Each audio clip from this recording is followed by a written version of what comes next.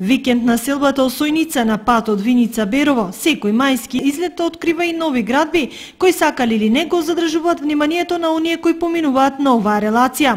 Впрочем, местото станува најпосакувана викенд локација не само за виничани, туку и за оние кои оддавна заминале од родното место. Зелениот екстериер е издувниот вентил за секој чија секојдневна динамика на стресната работа бара спас од интензивната фреквенција на луѓе, од прекумерните обврски и од се што се нарекува современ начин на живење.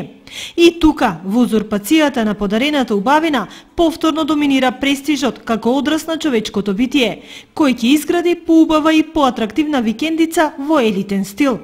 Ретки, но ете за среќа ги има и такви кои размислуваат поинаку од мнозинството.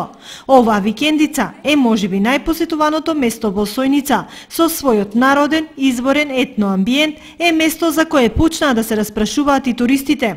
Тука е се она што не можеме веќе да го видиме ниту во еден современ стан или куќа. Тука е традицијата, историјата, занаетите на нашите дедовци, рецептите на нашите баби, од фурна до бунар, од черки до рустикални садови за домаќинството. Авторите, семејството Лазарови, скромни, не сакаат да зборуваат за своето дело, го направиле од кеф за своја душа и секој ден патуваат десетици километри за да уживаат во ова изворедно етно катче покрај Осојница. Како туристичка понуда местото е идеално, нивниот став засега е непрофитабилен, но идејата е добре дојдена.